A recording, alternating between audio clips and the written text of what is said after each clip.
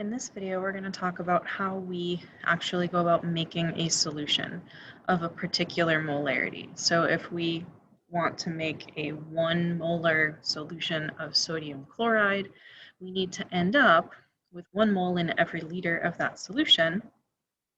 But how would we actually go about that? So most of the time you use a specialized piece of glassware known as a volumetric flask, which is pictured here. And volumetric flasks are pretty much good for one thing and one thing only, and that is making solutions of a very particular molarity, whatever molarity you want. So a volumetric flask has only one volume marking on it. So you'll see that this is labeled as a 100 milliliter flask. 100 milliliters is right here at this line on the neck. So this kind of looks like 2 lines in this photo, but that's only because you're seeing the front and the back of the neck. So you'll be seeing both sides because it is clear. But that is one line, that one ring that goes around the neck of the flask that tells you where 100 milliliters is. So this flask would be suitable for making 100 milliliters of solution and no other volume. So our lab has a bunch of different sizes of volumetric flasks, from 25 milliliters, which is really tiny, up to 1,000, which is pretty big. So they're pretty specific in what they're able to do, but they're very good at it. So if you are making a solution starting from a solid solute, I mentioned in a previous video that when we're talking about molarity, it's how many moles are in a liter of solution. It's the total volume of everything combined that matters. So when you're making a solution, the first thing that you want to do is put your solute in first. So you're going to add your solute to your volumetric flask so that that volume is already taken and accounted for. You'll need to determine the amount first, so before you can actually make your solution.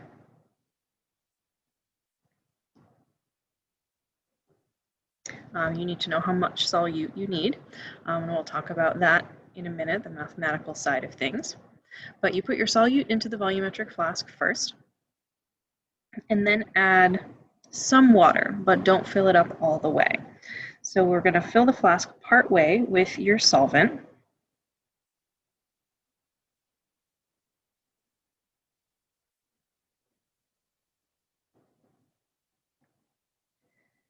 And at this point, we want to kind of swirl things around to completely dissolve our solute.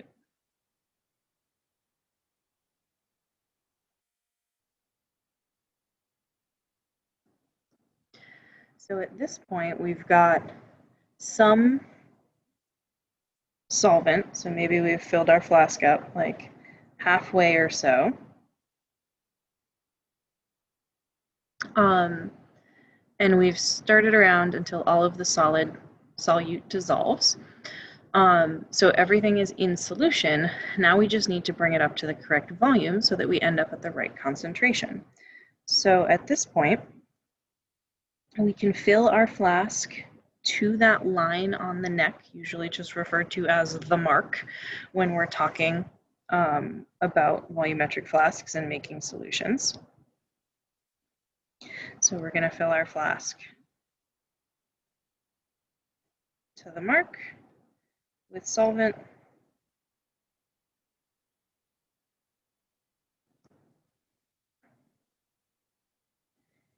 And shake, just to make sure that everything is evenly distributed throughout. I want to kind of tip the flask upside down a few times to make sure that it's all mixed up.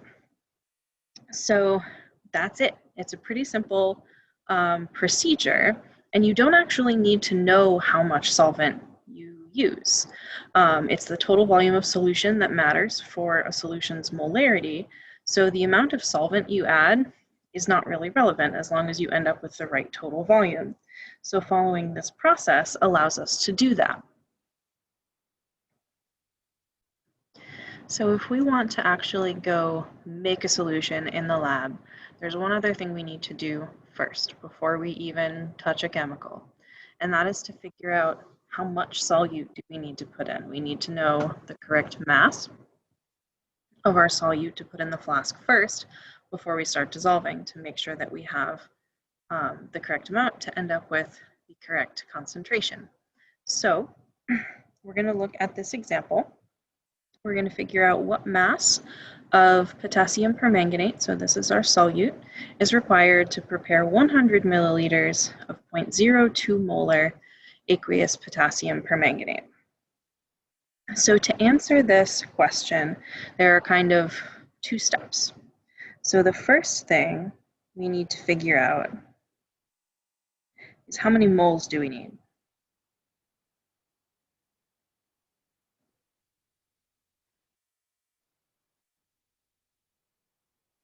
And then we'll be able to convert that to mass. So our first step is going to be to figure out how many moles of potassium permanganate we need in order to create this solution as it's written. So remember that molarity is moles divided by liters. So this is our definition of molarity.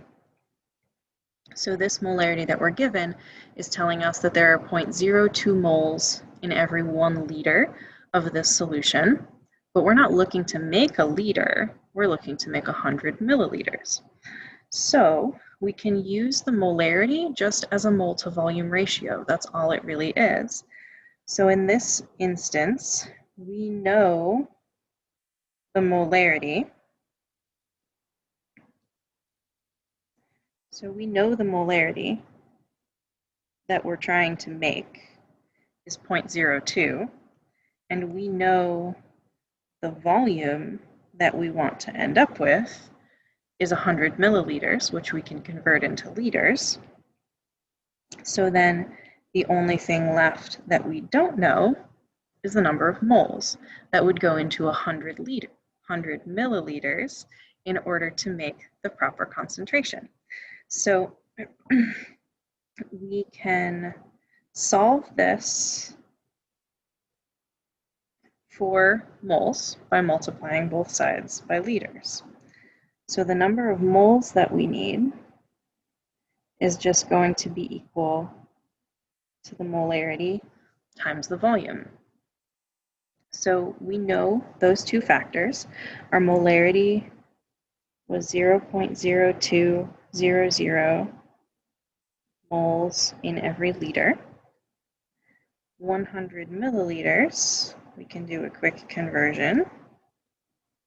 There are 1,000 milliliters in 1 liter. So 100 milliliters is 0.100 liters.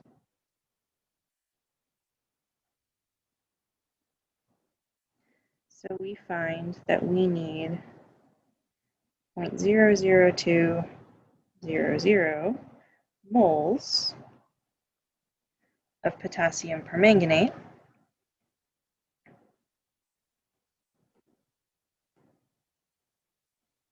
in order to create the solution that we're looking for. So now all we need to do is take that number and convert it to grams. So once we know how many moles we need, ultimately we're looking for what mass of stuff we want to put in our flask.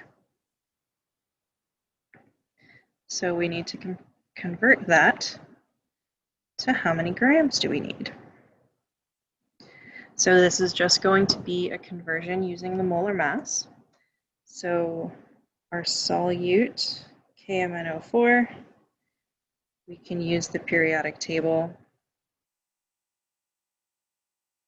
to find that the molar mass is 158.032 grams per mole. Again, with molar mass, we're just adding up the masses of each of the individual atoms. So we have 1 potassium, 1 manganese, and 4 oxygen in this case. Gives us this number for a total. and that is the number of grams that is equivalent to 1 mole. So we know from our previous step that we need 0.00200 moles of this solute. Now, since moles is the unit we already have, that is going to go on the bottom because we want that to cancel out.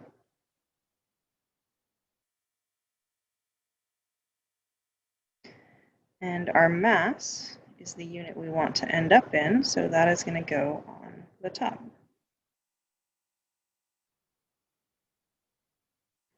And that gets us a mass of 0.316 grams of our solute. So if we wanted to actually go make this in the lab, that is the amount of solute that we would want to put in our flask. So I have all of my supplies here that I will need to create this solution. So I'll take my solute and add it to my volumetric flask. So this is a 100 milliliter flask. The mark is up here on the neck. I can add my solute. To be really nice and precise, it's always good to kind of rinse down whatever your solute was in to get any residue off of that, and make sure you transferred it completely into your volumetric flask. So at this point, I can add some water. I usually fill them like halfway up or so, but at this point the exact amount doesn't matter. We just want to make sure that there is enough water to dissolve all of our solute, but also enough space left to make it really easy to swirl around without worrying about stuff spilling. So I think that should be good. And at this point, we can top it off the rest of the way. So this is where you want to be careful. I will usually fill it most of the way just by pouring. And then at the end is where it's really, really important to get the water level so that the bottom of the meniscus sits right at that mark. So this is where the squirt bottle comes in handy. And you can use that to slowly and carefully top it off right to the mark. So at this point, we can just cap it off, give it a little mix, and we have successfully prepared 100 milliliters of 0.02 molar potassium perchlorate.